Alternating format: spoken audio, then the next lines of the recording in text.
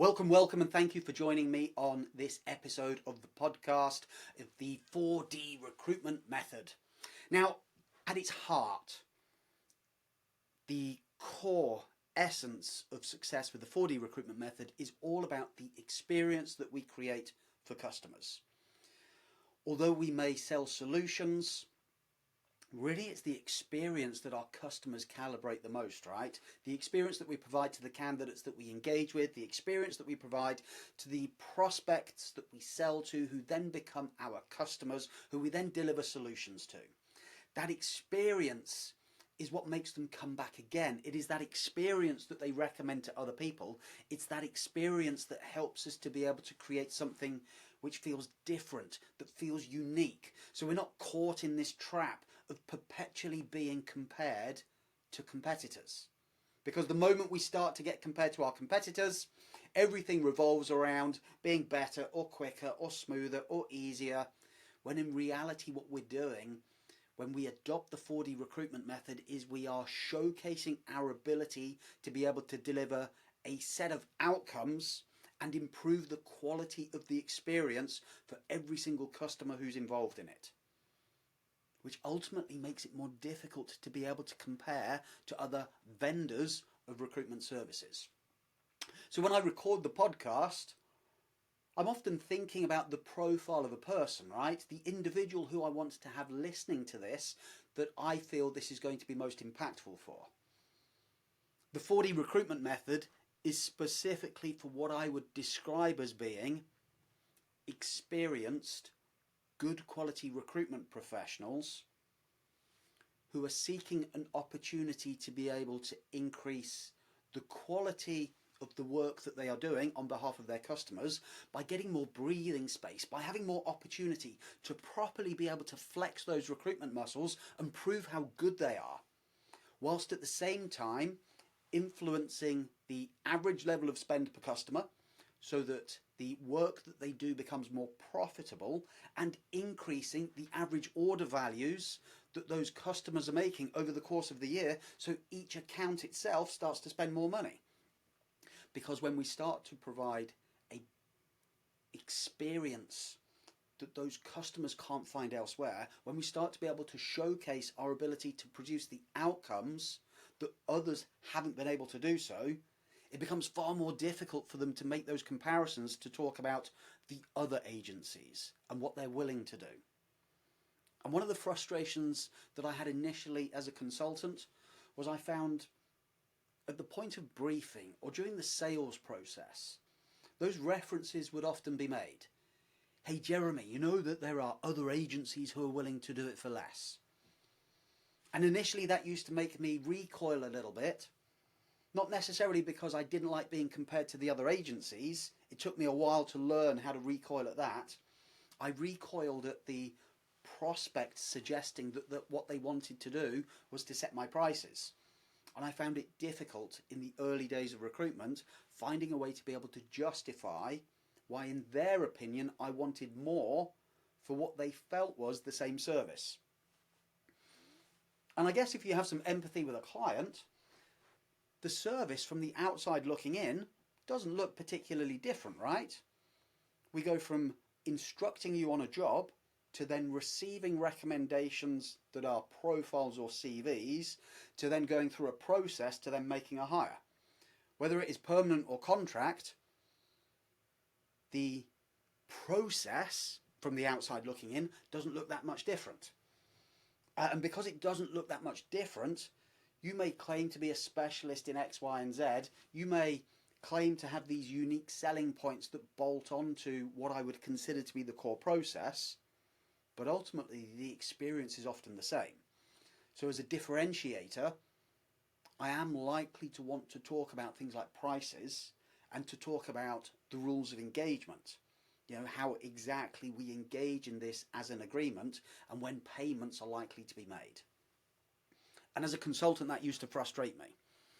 So I started to invest more and more time to think about how do I create a different experience in the sales process so that I create a different experience for me in the buying process. And as I started to change my sales process so that it became unique, or different, the responses started to change. The objections started to soften. The objections started to disappear. The objections started to change. And I can remember that moment when clients would start to say, hey, this all sounds really good. It does sound as though it's going to be expensive. Like they were preparing themselves in their own mind for a quote that they were expecting to be higher.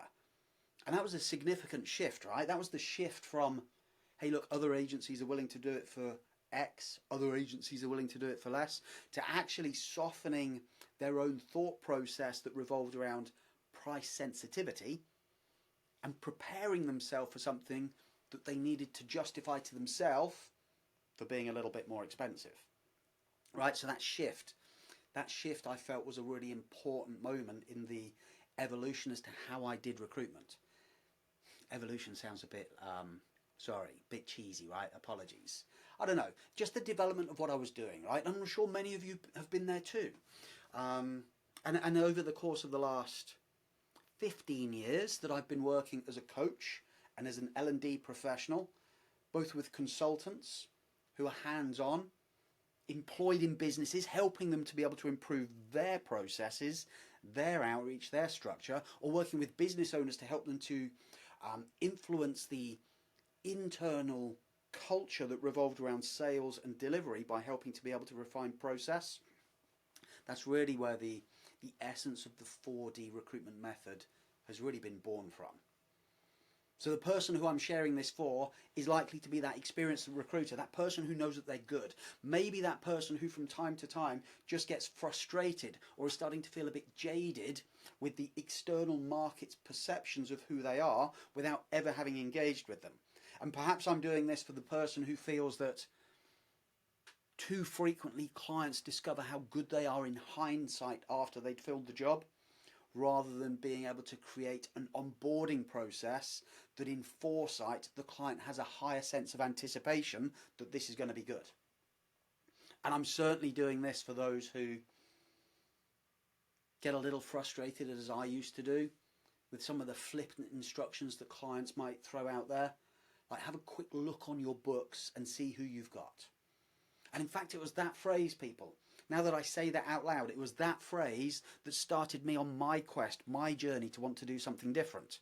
Because at that moment, I can remember sitting in a client meeting in the office of this prospect, and the prospect said, yes, we are looking for one of these. They gave me a brief and said, tell you what, why don't you have a look and see who you've got in your books, and then let me know. And I was confused because I didn't really know what they meant. So I asked them, what do you think I do? When I go back to the office, what do you think I'm actually going to do? And this is when I realised that they had no real understanding as to what my job was. And perhaps in the past I'd been overly reliant on other recruiters from other agencies having educated the client, the prospect, as to what I do based upon what they do. And so many things hit me as I drove back from that meeting. It hit me that I'd been making too many assumptions that just because I was meeting what I would consider to be senior managers in good businesses, that they knew what recruitment was. I made too many assumptions that because I was meeting these senior managers who were working in good businesses, that their level of understanding as to how they recruit would be equal to my capability, because I was like 18 months to 2 years into recruitment, and as a youthful recruiter meeting middle-aged managers, I strangely thought that they would be better at recruiting than they really were. And thirdly, I was making this assumption that when I was going out on these meetings, because they'd worked with other agencies, the other agencies may have been a little more explicit in actually describing, this is what I'm going to do. And at that moment, that's when I started to recalibrate, actually, what is the job that I'm doing? What is the purpose of what I do? And when I redefined the purpose of what I do, the purpose of what I do is to help to be able to educate, coach, and ultimately transform the process that the clients that I work with follow to help them to be able to achieve greater levels of success with their hiring. Whether that is how they engage with me so that there is a better link, right? A better link between them, their goals, their mission, the purpose of the hire, and how they go about briefing me so that I become an extension of what they're doing with a level of understanding that ensures that the quality of the matching is much better because I've invested more time in the discovery. And I've invested more time in the discovery that is actually about the process and the journey rather than simply a discovery of the content of the job. And I could see in my peripheral vision how often my colleagues would focus the majority of their time on qualifying the job, like what do you want to hire? Very little understanding of why do you want to hire, and almost no understanding of how do you go about hiring. And the more energy that I invested in why do you want to hire and how do you propose to hire, the better I understood some of the challenges that they faced that right now they weren't particularly aware of. They weren't necessarily aware of how they were setting their stall out to actually go about doing the hiring, like the process they were going to follow, how it may actually be broken at its core because it was not going to help them to be able to find what they were looking for because the assessments were pointed in the wrong place. Or the better I understood why they were hiring, the easier it was for me to be able to match people who had the right attitude and the right behaviours, as opposed to simply finding people that had the right level of tenure and the right amount of qualifications. So as I dialed up in my discovery on understanding why they wish to hire so that I could do better, deeper level matching, and how they propose to go about doing it so that I can understand more about the purpose of each of those stages, the involvement of each of those stakeholders, what they would consider to be the core assessments that needed to be done, and how they were going to calibrate, can this person do what we're looking to do? And as I lent into doing that and focused on it more, I started to discover, probably as many of you have too, just how shit some companies are at hiring, and just how poor some managers are at doing interviews. And as I started to ask more and more managers, when was the last time you had formal training on how to be able to conduct a recruitment process? What coaching have you had on your interview capability? How do you measure the performance of your recruitment process to ensure that it is helping you to be able to stand out from your competitors? How do you influence the quality of your brand with each and every candidate that you engage with to make your future hiring easier? And as I started to invest more time in those questions, I started to get invited earlier into more processes, which then gave me more access to senior managers. It gave me a seat at the table more frequently as roles were being scoped, and it allowed me to be able to show them what good could really look like in terms of defining the right process, the right assessments, the right go-to-market strategies, the right level of engagement, that started to give these businesses a gateway to doing something not just better, but differently.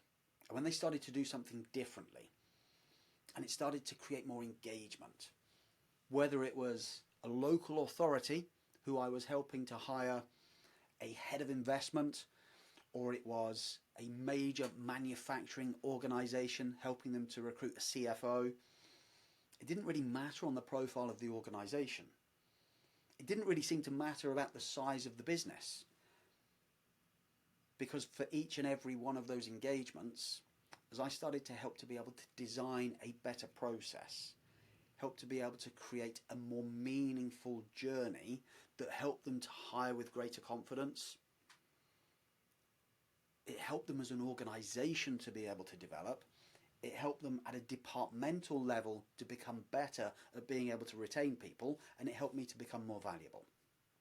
And that was my journey as to how I started through experimentation, through curiosity, through no doubt screwing it up, getting it wrong and making mistakes, but reflecting on those things to help me to get better, to help me to be able to refine things. And that's a lot of the work that I've done in all of the coaching and all of the business mentoring and all of the L&D work that I've done with customers that has helped me to be able to pull together what I've now formulated as this 4D recruitment method. So for those of you who are paying attention and listening, there are a number of things that I hope that you can take away from this.